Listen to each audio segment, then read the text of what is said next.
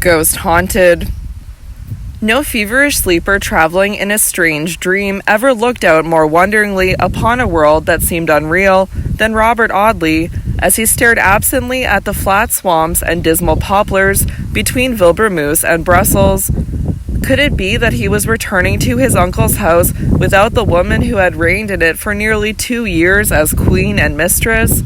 He felt as if he had carried off my lady, and had made away with her secretly and darkly, and must now render up an account to Sir Michael of the fate of that woman, whom the baronet had so dearly loved.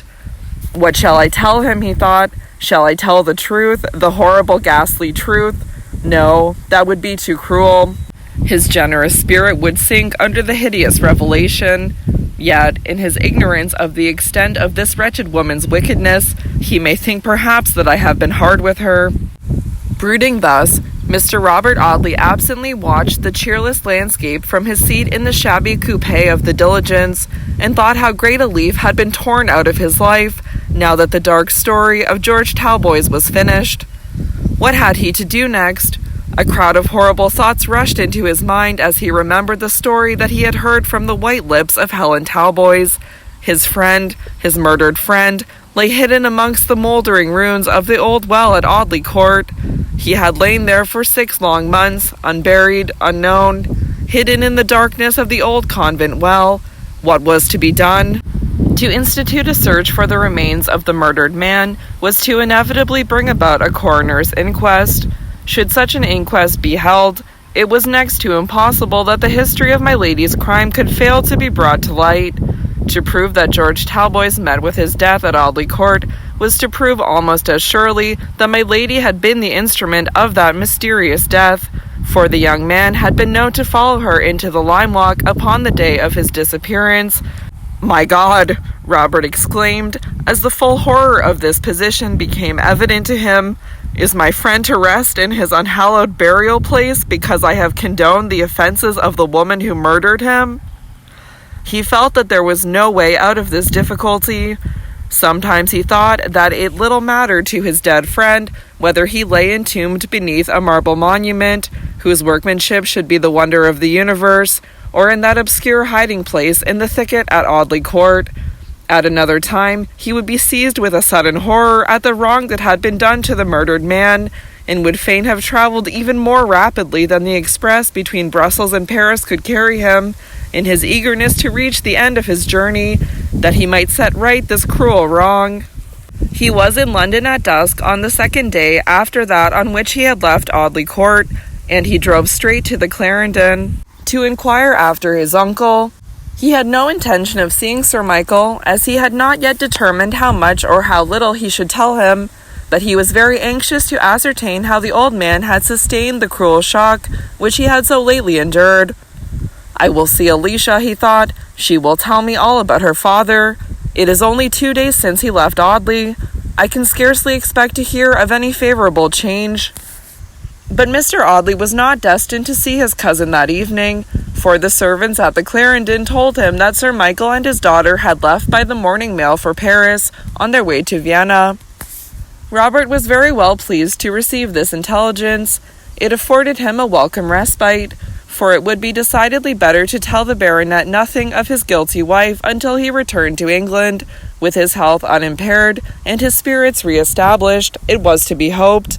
Mr. Audley drove to the Temple. The chambers which had seemed dreary to him ever since the disappearance of George Talboys were doubly so tonight, for that which had only been a dark suspicion had now become a horrible certainty. There was no longer room for the palest ray, the most transitory glimmer of hope. His worst terrors had been too well founded. George Talboys had been cruelly and treacherously murdered by the wife he had loved and mourned. There were 3 letters waiting for Mr. Audley at his chambers. One was from Sir Michael, and another from Alicia. The third was addressed in a hand the young barrister knew only too well, though he had seen it but once before. His face flushed redly at the sight of the superscription, and he took the letter in his hand, carefully and tenderly, as if it had been a living thing, and sentient to his touch. He turned it over and over in his hands, looking at the crest upon the envelope, at the postmark, at the color of the paper, and then put it into the bosom of his waistcoat with a strange smile upon his face. "What a wretched and unconscionable fool I am," he thought. "Have I laughed at the follies of weak men all my life, and am I to be more foolish than the weakest of them at last? The beautiful brown-eyed creature! Why did I ever see her? Why did my relentless nemesis ever point the way to that dreary house in Dorsetshire?" He opened the first 2 letters. He was foolish enough to keep the last for a delicious morsel, a fairy-like dessert after the commonplace substantialities of a dinner. Alicia's letter told him that Sir Michael had borne his agony with such a persevering tranquillity that she had become at last far more alarmed by his patient calmness than by any stormy manifestation of despair. In this difficulty she had secretly called upon the physician who attended the Audley household in any cases of serious illness, and had requested this gentleman to pay Sir Michael an apparently accidental visit. He had done so, and after stopping half an hour with the baronet, had told Alicia that there was no present danger of any serious consequence from this quiet grief, but that it was necessary that every effort should be made to arouse Sir Michael, and to force him, however unwillingly, into action. Alicia had immediately acted upon this advice, and had resumed her old empire as a spoiled child, and reminded her father of a promise he had made of taking her through Germany. With considerable difficulty, she had induced him to consent to fulfilling this old promise, and having once gained her point, she had contrived that they should leave England as soon as it was possible to do so, and she told Robert, in conclusion, that she would not bring her father back to his old house until she had taught him to forget the sorrows associated with it. The baronet's letter was very brief. It contained 6 blank cheques on Sir Michael Audley's London bankers. "You will require money, my dear Robert," he wrote, "for such arrangements as you may think fit to make for the future comfort of the person I committed to your care. I need scarcely tell you that those arrangements cannot be too liberal, but perhaps it is as well that I should tell you now, for the first and only time, that it is my earnest wish never again to hear that person's name. I have no wish to be told the nature of the arrangements you make for her. I am sure that you will act conscientiously and mercifully. I seek to know no more. Whenever you want money, you will draw upon me for any sums that you may require, but you will have no occasion to tell me for whose use you want that money." Robert Audley breathed a long sigh of relief. As he folded this letter, it released him from a duty which it would have been most painful for him to perform, and it forever decided his course of action with regard to the murdered man. George Talboys must lie at peace in his unknown grave, and Sir Michael Audley must never learn that the woman he loved bore the red brand of murder on her soul. Robert had only the 3rd letter to open, the letter which he had placed in his bosom while he read the others. He tore open the envelope, handling it carefully and tenderly as he had done before. The letter was as brief as Sir Michael's. It contained only these few lines. "Dear Mr. Audley, the rector of this place has been twice to see Marks, the man you saved in the fire at the Castle Inn. He lies in a very precarious state at his mother's cottage, near Audley Court, and is not expected to live many days. His wife is attending him, and both he and she have expressed a most earnest desire that you should see him before he dies. Pray come without delay. Yours very sincerely, Clara Talboys. Mount Stanning Rectory, March 6. Robert Audley folded this letter very reverently, and replaced it underneath that part of his waistcoat which might be supposed to cover the region of his heart. Having done this, he seated himself in his favourite armchair, filled and lighted a pipe, and smoked it out, staring reflectively at the fire as long as his tobacco lasted. The lazy light that glimmered in his handsome grey eyes told of a dreamy reverie that could have scarcely been either gloomy or unpleasant. His thoughts wandered away upon the blue clouds of hazy tobacco smoke, and carried him into a bright region of unrealities, in which there was neither death nor trouble, grief nor shame, only himself and Clara Talboys, in a world that was made all their own by the great omnipotence of their loves. It was not till the last shred of pale Turkish tobacco had been consumed, and the grey ashes knocked out upon the topmost bar of the grate, that this pleasant dream floated off into the great storehouse in which the vision of things that never have been and never are to be are kept locked and guarded by some stern enchanter who only turns the keys now and then and opens the door of his treasure house a little way for the brief delight of mankind. But the dream fled, and the heavy burden of dismal realities fell again upon Robert's shoulders, more tenacious than any old man of the sea. "What can that man Marks want with me?" thought the barrister. "He is afraid to die until he has made a confession, perhaps. He wishes to tell me that which I know already, the story of my lady's crime. I knew that he was in the secret. I was sure of it even upon the night on which I first saw him. He knew the secret, and he traded on it." Robert Audley shrank strangely from returning to Essex. How should he meet Clara Talboys now that he knew the secret of her brother's fate? How many lies he should have to tell, or how much equivocation he must use in order to keep the truth from her? Yet would there be any mercy in telling her that horrible story, the knowledge of which must cast a blight upon her youth, and blot out every hope she had ever secretly cherished? He knew by his own experience how possible it was to hope against hope, and to hope unconsciously, and he could not bear that her heart should be crushed as his had been by the knowledge of the truth. Better that she should hope vainly to the last, he thought. Better that she should go through life seeking the clue to her lost brother's fate, than that I should give that clue into her hands and say, "Our worst fears are realized. The brother you loved has been foully murdered in the early promise of his youth." But Clara Talboys had written to him imploring him to return to Essex without delay. Could he refuse to do her bidding, however painful its accomplishment might be? And again, the man was dying, perhaps, and had implored to see him. Would it not be cruel to refuse to go, to delay an hour unnecessarily? He looked at his watch. It wanted only 5 minutes to 9. There was no train to Audley after the Ipswich mail, which left London at 8:30, but there was a train that left Shoreditch at 11 and stopped at Brentwood between 12 and 1. Robert decided upon going by this train and walking the distance between Brentwood and Audley, which was upwards of 6 miles. He had a long time to wait before it would be necessary to leave the Temple on his way to Shoreditch, and he sat brooding darkly over the fire and wondering at the strange events which had filled his life within the last year and a half, coming like angry shadows between his lazy inclinations and himself, and investing him with purposes that were not his own. "Good heavens," he thought, as he smoked his second pipe, "how can I believe that it was I who used to lounge all day in this easy chair reading Paul de Kock and smoking mild Turkish, who used to drop in at half price to stand amongst the pressmen at the back of the boxes and see a new burlesque, and finish the evening with the chow and crow and chops and pale ale at Evans? Was it I to whom life was such an easy merry-go-round? Was it I who was one of the boys who sat at ease upon the wooden horses, while other boys run barefoot in the mud, and work their hardest in the hope of a ride when their work is done?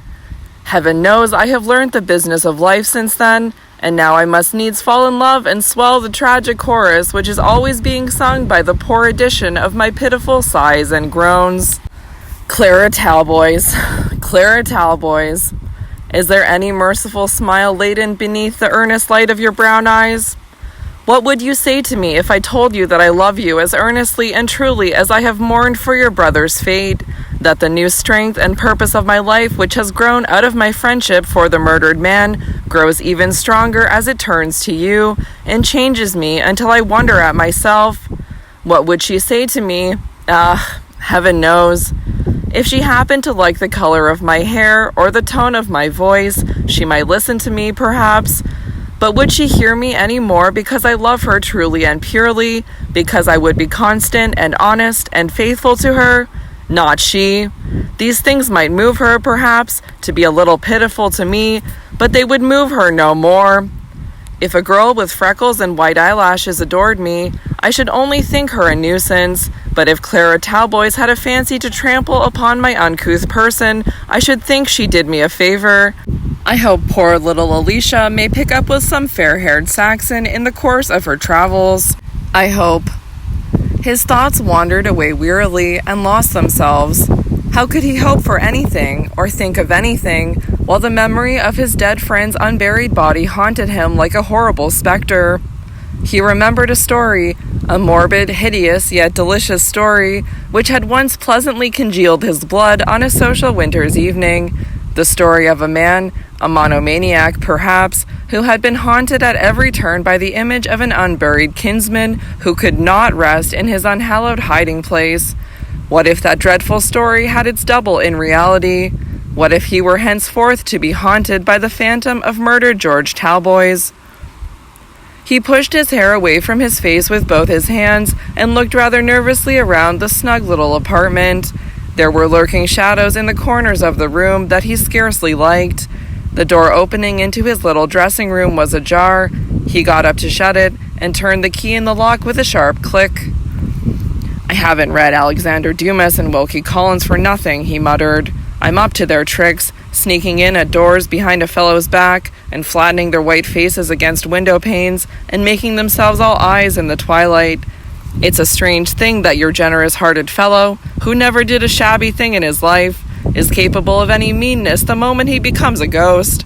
I'll have the gas laid on tomorrow and engage Mrs. Maloney's eldest son to sleep under the letterbox in the lobby.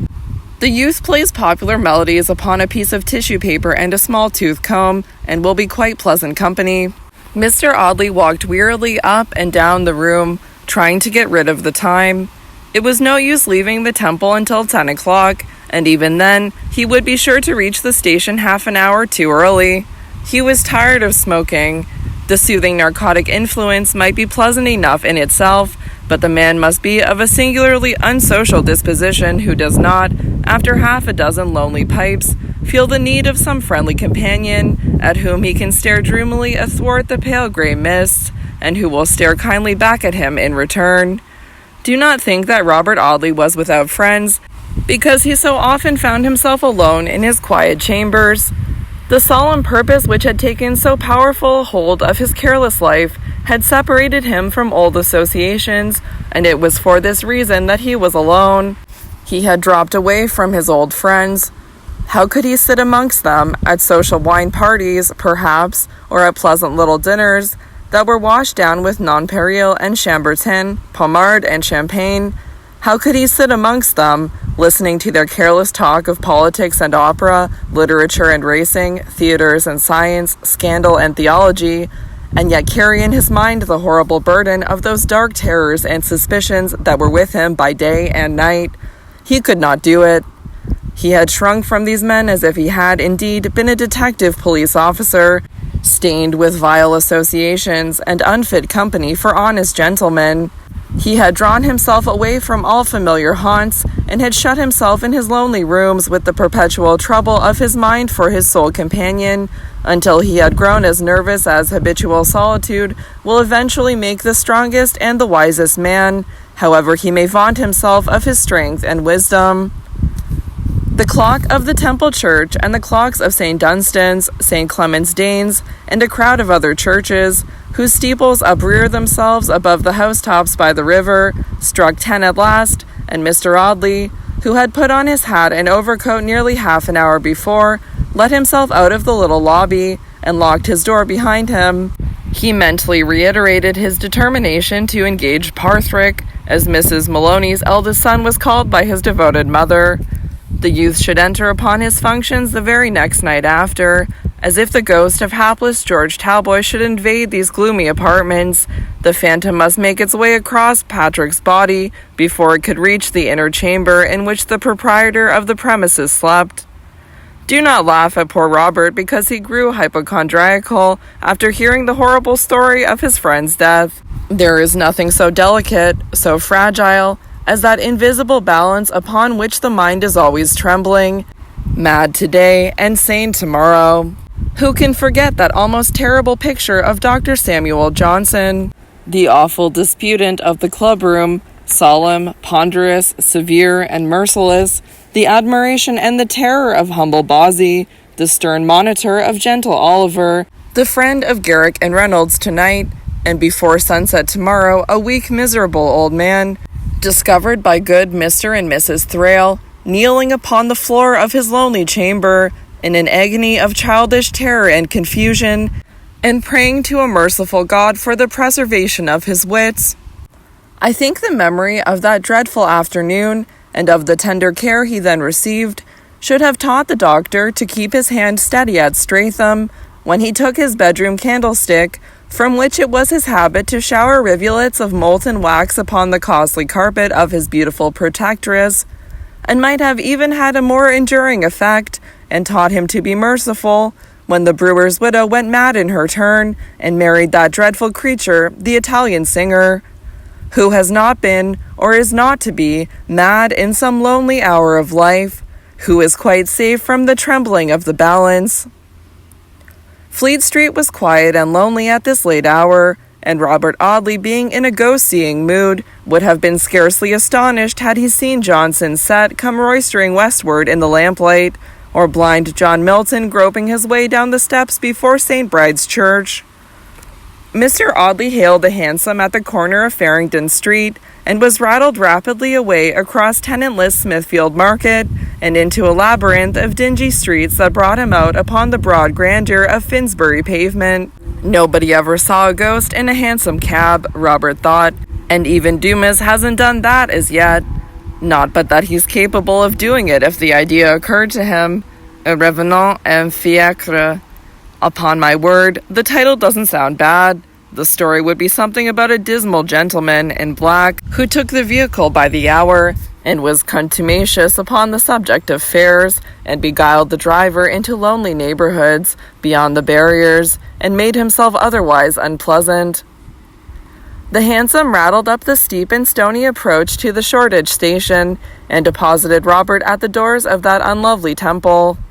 There were very few people going to travel by this midnight train, and Robert walked up and down the long wooden platform, reading the huge advertisements whose gaunt lettering looked wan and ghastly in the dim lamplight. He had the carriage in which he sat all to himself. All to himself, did I say? Had he not lately summoned to his side that ghostly company of which all companionship is the most tenacious? The shadow of George Talboys pursued him, even in the comfortable first-class carriage, and was behind him when he looked out of the window, and was yet far away ahead of him and the rushing engine, in that thicket towards which the train was speeding, by the side of the unhallowed hiding-place in which the mortal remains of the dead man lay, neglected and uncared for. I must give my lost friend decent burial, Robert thought, as a chill wind swept across the flat landscape, and struck him with such frozen breath as might have emanated from the lips of the dead. I must do it, or I shall die of some panic like this which has seized upon me tonight. I must do it, at any peril, at any cost, even at the price of that revelation which will bring the mad woman back from her safe hiding-place, and place her in a criminal dock. He was glad when the train stopped at Brentwood at a few minutes after 12. Only one other person got out at the little station, a burly grazier, who had been to one of the theaters to see a tragedy. Country people always go to see tragedies. None of your flimsy vaudevilles for them. None of your pretty drawing-room, moderator lamp, and French window pieces, with a confiding husband, a frivolous wife, and a smart lady's maid, who was always accommodating enough to dust the furniture and announce visitors. No such gauzy productions, but a good monumental 5-act tragedy, in which their ancestors have seen Garrick and Mrs. Abington, and in which they themselves can remember the O'Neill, the beautiful creature whose lovely neck and shoulders became suffused with a crimson glow of shame and indignation when the actress was Mrs. Beverley, and insulted by Stukely in her poverty and sorrow.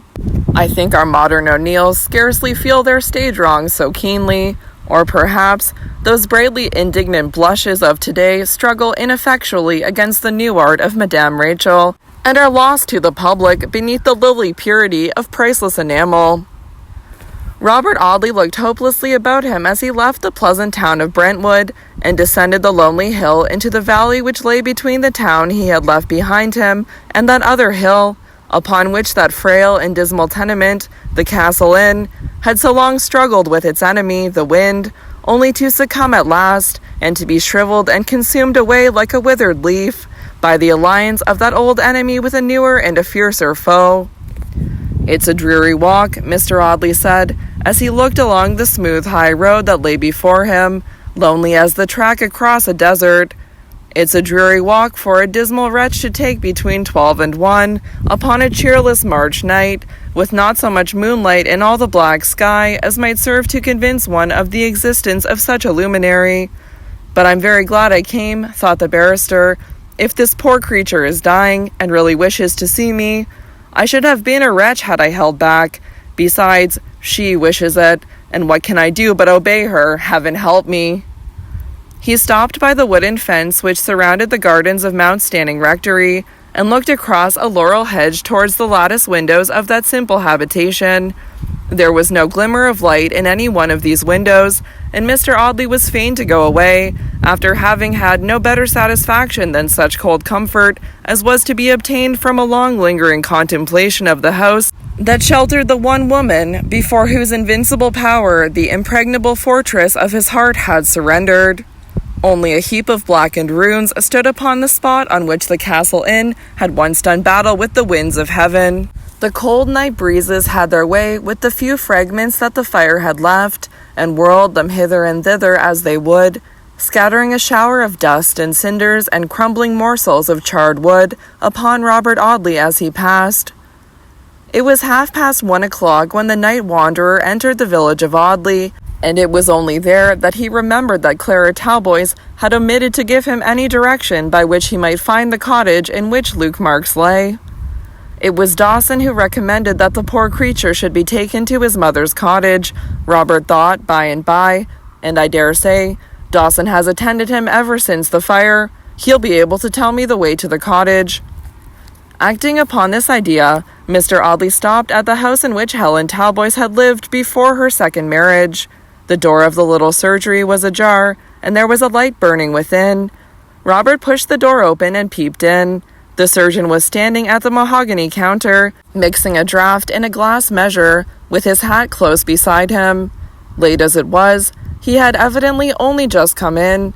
The harmonious snoring of his assistant sounded from a little room within the surgery. "I am sorry to disturb you, Mr. Dawson," Robert said apologetically, as the surgeon looked up and recognized him.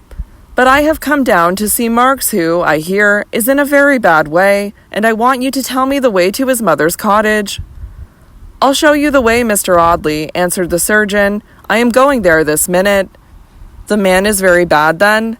"So bad that he can be no worse. The only change that can happen is that change which will take him beyond the reach of any earthly suffering." "Strange!" exclaimed Robert. "He did not appear to be much burnt." "He was not much burnt. Had he been, I should never have recommended his being removed from Mount Standing. It is the shock that has done the business. His health had been long undermined by habits of intoxication, and has completely given way under the sudden terror of that night. He has been in a raging fever for the last 2 days, but tonight he is much calmer, and I'm afraid, before tomorrow night, we shall have seen the last of him."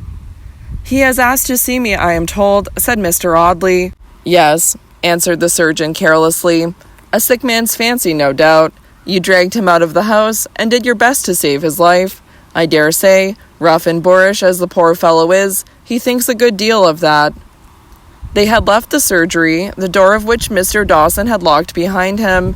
There was money in the till, perhaps, for surely the village apothecary could not have feared that the most daring housebreaker would imperil his liberty in the pursuit of blue pill and colocynth, or salts and senna. The surgeon led the way along the silent street, and presently turned into a lane at the end of which Robert Audley saw the wan glimmer of a light which told of the watch that is kept by the sick and dying, a pale, melancholy light, which always has a dismal aspect when looked upon in this silent hour betwixt night and morning. It shone from the window of the cottage in which Luke Marks lay, watched by his wife and mother. Mr. Dawson lifted the latch and walked into the common room of the little tenement, followed by Robert Audley. It was empty, but a feeble tallow candle, with a broken back and a long cauliflower-headed wick, sputtered upon the table. The sick man lay in the room above. "Shall I tell him you are here?" asked Mr. Dawson. Yes, if you please, but be cautious how you tell him if you think the news likely to agitate him. I am in no hurry. I can wait. You can call me when you think I can safely come upstairs." The surgeon nodded, and softly ascended the narrow wooden stairs leading to the upper chamber. Mr. Dawson was a good man, and indeed a parish surgeon has need to be good, and tender, and kindly, and gentle, or the wretched patients who have no neatly folded fees of gold and silver to offer may suffer petty slights and insignificant cruelties, not easily to be proved before a board of well-to-do poor law guardians, but not the less bitter to bear in the fretful and feverish hours of sickness and pain. Robert Audley seated himself in a Windsor chair by the cold hearthstone and stared disconsolately about him. Small as the room was, the corners were dusky and shadowy in the dim light of the cauliflower-headed candle. The faded face of an 8-day clock, which stood opposite Robert Audley, seemed to stare him out of countenance. The awful sounds which can emanate from 8-day clocks after midnight are too generally known to need description. The young man listened in awe-stricken silence to the heavy, monotonous ticking, which sounded as if the clock had been counting out the seconds which yet remained for the dying man, and checking them off with gloomy satisfaction. Another minute gone, another minute gone, another minute gone, the clock seemed to say, until Mr. Audley felt inclined to throw his hat at it, in the wild hope of stopping that melancholy and monotonous noise. But he was relieved at last by the low voice of the surgeon, who looked down from the top of the little staircase to tell him that Luke Marks was awake and would be glad to see him. Robert immediately obeyed the summons. He crept softly up the stairs and took off his hat before he bent his head to enter at the low doorway of the humble rustic chamber. He took off his hat in the presence of this common peasant man because he knew that there was another and a more powerful presence hovering about the room and eager to be admitted. Phoebe Marks was sitting at the foot of the bed, with her eyes fixed upon her husband's face, not with any very tender expression in their pale light, but with a sharp, terrified anxiety, which showed that it was the coming of death itself that she dreaded, rather than the loss of her husband. The old woman was busy at the fireplace, airing linen, and preparing some mess of broth which it was not likely the patient would ever eat. The sick man lay with his head propped up by pillows, his coarse face deadly pale, and his great hands wandering uneasily about the coverlet. Phoebe had been reading to him, for an open testament lay amongst the medicine and lotion bottles upon the table near the bed. Every object in the room was neat and orderly, and bore witness of that delicate precision which had always been a distinguishing characteristic of Phoebe. The young woman rose as Robert Audley crossed the threshold and hurried towards him. "Let me speak to you for a moment, sir, before you talk to Luke," she said in an eager whisper. "What's the gal a-sayin' there?" asked the invalid in a subdued roar, which died away hoarsely on his lips. He was feebly savage, even in his weakness. The dull glaze of death was gathering over his eyes, but they still watched Phoebe with a sharp glance of dissatisfaction. "What's she up to there?" he said. "I won't have no plottin' and no hatchin' again me. I want to speak to Mr. Audley my own self, and whatever I done I'm a-gonna to answer for. If I done any mischief, I'm a-gonna to try and undo it. What's she a-sayin'?" "She ain't a-sayin' nothin', lovely," answered the old woman, going to the bedside of her son, who, even when made more interesting than usual by illness, did not seem a very fit subject for this tender appellation. "She's only a-tellin' the gentleman how bad you've been, my pretty." "What I'm a-gonna tell, I'm only a-gonna tell to him, remember," growled Mr. Marks, "and catch me a-tellin' it of him if it weren't for what he done for me the other night." "To be sure not, lovely," answered the old woman soothingly. Her intellect was rather limited in its scope, and she attached no more importance to her son's eager words now than she had attached to the wild ravings of delirium. That horrible delirium, in which Luke had described himself as being dragged through miles of blazing brick and mortar, and flung down wells, and dragged out of deep pits by the hair of his head, and suspended in the air by giant hands that came out of the clouds to pluck him from off the solid earth and hurl him into chaos, with many other wild terrors and delusions which ran riot in his distempered brain. Phoebe Marks had drawn Mr. Audley out of the room and onto the narrow landing at the top of the little staircase. This landing was a platform of about 3 feet square, and it was as much as the two could manage to stand upon it without pushing each other against the whitewashed wall or backwards down the stairs. "Oh, sir, I wanted to speak to you so badly," Phoebe whispered eagerly. "You know what I told you when I found you safe and well upon the night of the fire?" Yes. I told you what I suspected, what I think still." "Yes, I remember. But I never breathed a word of it to anybody but you, sir. And I think that Luke has forgotten all about that night. I think that what went before the fire has gone clean out of his head altogether. He was tipsy, you know, when she came to the castle, and I think he was so dazed and scared-like by the fire that it all went out of his memory. He doesn't suspect what I suspect at any rate, or he'd have spoken of it to anybody and everybody. But he's dreadful spiteful against my lady, for he says if she'd have let him have a place at Brentwood or Chelmsford, this wouldn't have happened. So what I wanted to beg of you, sir, is not to let a word drop before Luke." Yes, I understand. I will be careful." "My lady has left the court, I hear, sir?" "Yes." "Never to come back, sir?" "Never to come back." "But she has not gone where she'll be cruelly treated, where she'll be ill-used?" "No, she will be very kindly treated." "I'm glad of that, sir. I beg your pardon for troubling you with the question, sir, but my lady was a kind mistress to me." Luke's voice, husky and feeble, was heard within the little chamber at this period of the conversation, demanding angrily when "that gal would have done jawing," upon which Phoebe put her finger to her lips and led Mr. Audley back into the sick room. "I don't want you," said Mr. Marks decisively, as his wife re-entered the chamber. "I don't want you. You've no call to hear what I got to say. I only want Mr. Audley, and I wants to speak to him all alone, with none of your sneaking listening at doors, d'ye hear? So you may go downstairs and keep there till you're wanted. And you may take Mother. No, Mother may stay. I shall want her presently." The sick man's feeble hand pointed to the door, through which his wife departed very submissively. "I've no wish to hear anything, Luke," she said, "but I hope you won't say anything against those that have been good and generous to you." "I shall say what I like," answered Mr. Marks fiercely, "and I'm not a-going to be ordered by you. You ain't the parson, as I've never heard of, nor the lawyer neither." The landlord of the Castle Inn had undergone no moral transformation by his deathbed sufferings, fierce and rapid as they had been.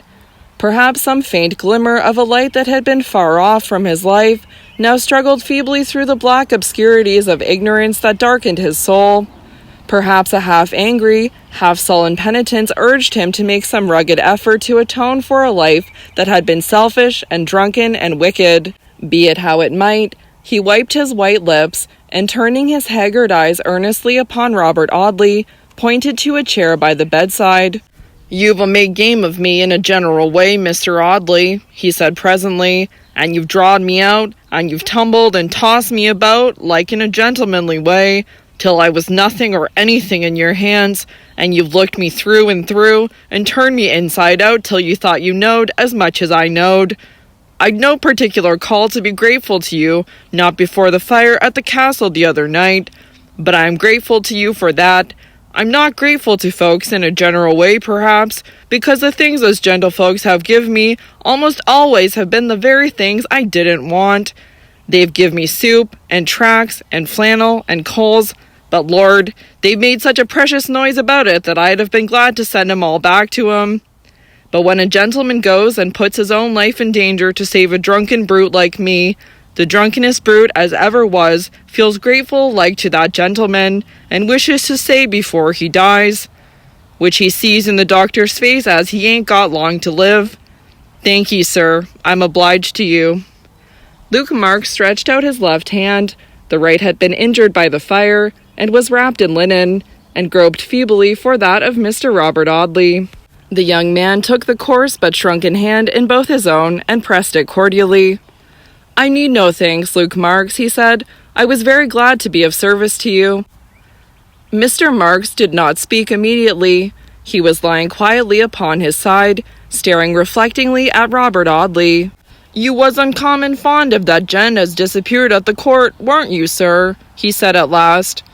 Robert started at the mention of his dead friend. "You was uncommon fond of this Mr. Talboys, I've heerd say, sir," repeated Luke. Yes, answered Robert, rather impatiently. "He was my very dear friend. I've heerd the servants at the court say how you took on when you couldn't find him. I've heerd the landlord of the Sun Inn say how cut up you was when you first missed him. If the two gents had been brothers, the landlord said, our gent, meanin' you, sir, couldn't have been more cut up when he missed the other."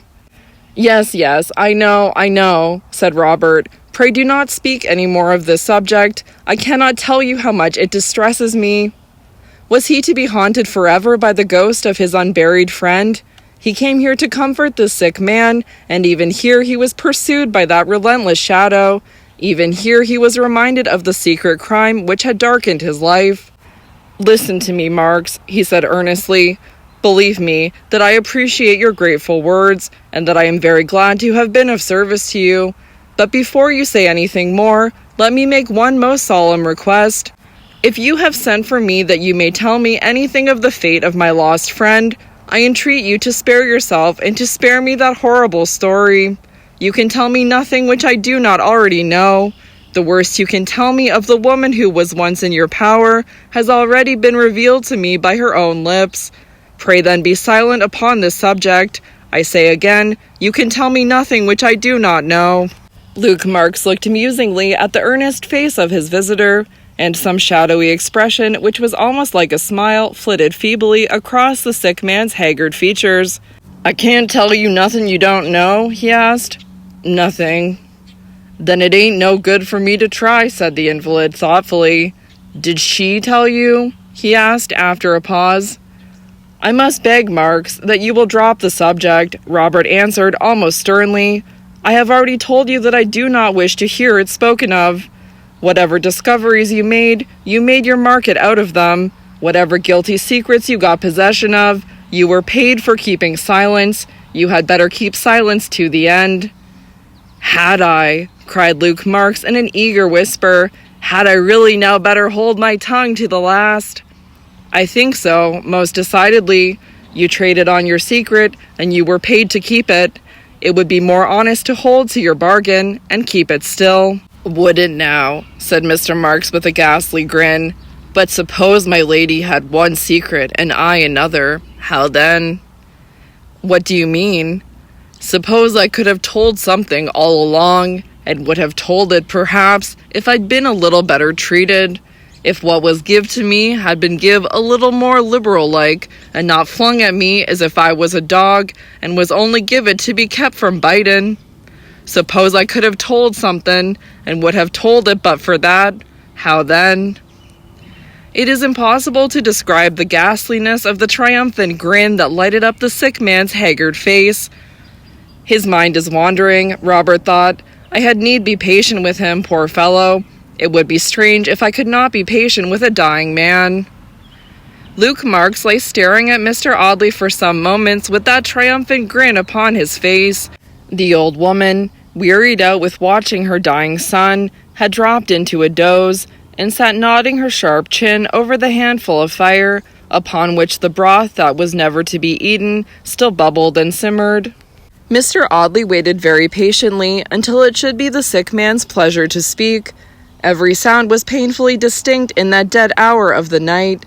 The dropping of the ashes on the hearth, the ominous crackling of the burning coals, the slow and ponderous ticking of the sulky clock in the room below, the low moaning of the March wind, which might have been the voice of an English banshee, screaming her dismal warning to the watchers of the dying, the hoarse breathing of the sick man. Every sound held itself apart from all other sounds, and made itself into a separate voice, loud with a gloomy portent in the solemn stillness of the house. Robert sat with his face shaded by his hands, thinking what was to become of him now that the secret of his friend's fate had been told, and the dark story of George Talboys and his wicked wife had been finished in the Belgian madhouse. What was to become of him? He had no claim upon Clara Talboys, for he had resolved to keep the horrible secret that had been told to him. How then could he dare to meet her with that secret held back from her? How could he ever look into her earnest eyes, and yet withhold the truth? He felt that all power of reservation would fail before the searching glance of those calm brown eyes. If he was indeed to keep this secret, he must never see her again. To reveal it would be to embitter her life. Could he, for any selfish motive of his own, tell her this terrible story? Or could he think that if he told her, she would suffer her murdered brother to lie unavenged and forgotten in his unhallowed grave? Hemmed in on every side by difficulties which seemed utterly insurmountable, with the easy temperament which was natural to him embittered by the gloomy burden he had borne so long, Robert Audley looked hopelessly forward to the life which lay before him, and thought that it would have been better for him had he perished among the burning ruins of the Castle Inn. Who would have been sorry for me? No one but my poor little Alicia, he thought, and hers would have only been an April sorrow. Would Clara Talboys have been sorry? No, she would have only regretted me as a lost link in the mystery of her brother's death. She would only...